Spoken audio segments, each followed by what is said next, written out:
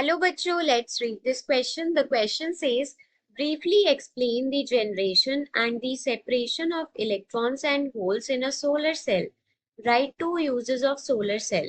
So यहाँ पर हमारे पास जो की कॉन्सेप्ट यूज होगा वो है हमारे पास सोलर सेल फंक्शनिंग। सो यहाँ पर क्वेश्चन में हमसे बोला गया है कि सोलर सेल में जो हमारे पास इलेक्ट्रॉन्स और होल्स होते हैं वो किस तरीके से जनरेट होते हैं और किस तरीके से सेपरेट होते हैं वो हमको यहाँ पे एक्सप्लेन करना है। सो जनरेशन और सेपरेशन जो होता है वो हमारे पास जो है बेसिक प्रोसेस होते हैं इन अ सोलर सेल। सो सबसे पहले क्या होता है, जब भी कोई सोलर सेल के ऊपर लाइट गिरती है, लाइट में क्या होते हैं, photon. So when a solar cell is illuminated with light of photons। Light में क्या होंगे, फोटॉन्स। फोटॉन्स की क्या होगी, एनर्जी होगी। सो फोटॉन्स ऑफ एनर्जी, एनर्जी जो होती है फोटॉन्स की उसको हम रिप्रेजेंट करते हैं एच न्यू। एच है प्लैंक्स कांस्टेंट और न्यू है फ्रीक्वेंसी ऑफ लाइट। तो अगर ये जो एनर्जी है it is greater than the energy gap of semiconductor electron hole pair, तो सेमीकंडक्टर में इलेक्ट्रॉन होल पेयर जो है जनरेट होंगे। तो क्या होगा, सो अगर ये energy, if this energy is greater than the energy gap in semiconductor, then the energy gap in semiconductor, then electron hole pairs are generated. Then electron hole pairs are generated। और वो किस लिए जनरेट हुए, क्योंकि वहां पे जो है हमारे पास फोटॉन्स का एब्जॉर्प्शन हुआ। This is due to absorption of photons. This is due to absorption of photons. अब हमारे पास क्या होगा, ये जो हमारे पास इलेक्ट्रॉन्स हैं इनके ऊपर हमारे पास नेगेटिव चार्ज है और होल्स के ऊपर पॉजिटिव चार्ज है। So electrons and holes are separated. वो किस वजह से सेपरेट होते हैं, due to electric field of the depletion region. Due to electric field of the depletion reason.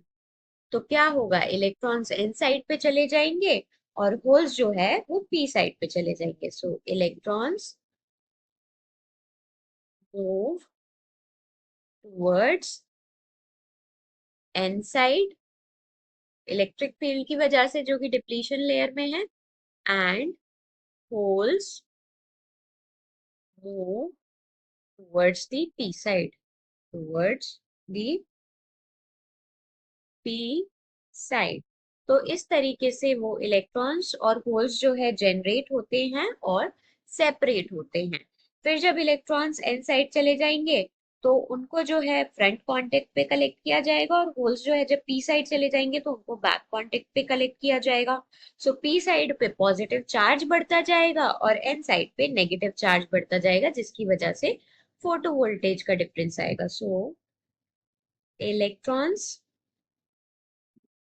gets collected by the collected by the front contact and holes are collected by the back contact। This creates photovoltage, this creates photovoltage। अब हमको क्या बताने हैं, अब हमको functions बताने हैं solar cell के। Now functions of solar cell. तो सबसे पहले जो हमारे पास ये सोलर सेल होते हैं, इनको सनलाइट को इलेक्ट्रिसिटी में कन्वर्ट करने के लिए यूज किया जाता है। तो ये एक नॉन मैकेनिकल डिवाइस है। It is a non mechanical device that that converts sunlight into electricity. Sunlight into electricity. तो इलेक्ट्रिसिटी जनरेशन के लिए इनको यूज किया जाता है। अब क्योंकि ये जो सोलर सेल है वो सनलाइट को इलेक्ट्रिसिटी में कन्वर्ट करता है, तो हम सोलर सेल को जो है कैलकुलेटर्स में यूज कर सकते हैं to generate electricity and for the functioning of calculators। दूसरा, हम सोलर सेल को ट्रांसपोर्टेशन में यूज कर सकते हैं, सोलर सेल फॉर ट्रांसपोर्टेशन। सो क्या होगा हमारे पास, जब हम सोलर एनर्जी को कार्स में यूज करते हैं तो सोलर पावर जो है सोलर सेल्स की वजह से जनरेट होती है। इसको हम स्टोरेज बैटरी में लगाते हैं और पावर जो है मोटर को देने के लिए प्रोवाइड करते हैं। So this electricity this electricity is transferred to the storage battery, is transferred to the storage battery, storage battery में ट्रांसफर किया जाता है और powers the motor, powers the motor. तो इस तरीके से इसको यूज किया जाता है। So this is all about this question, hope you understood it well, best of luck.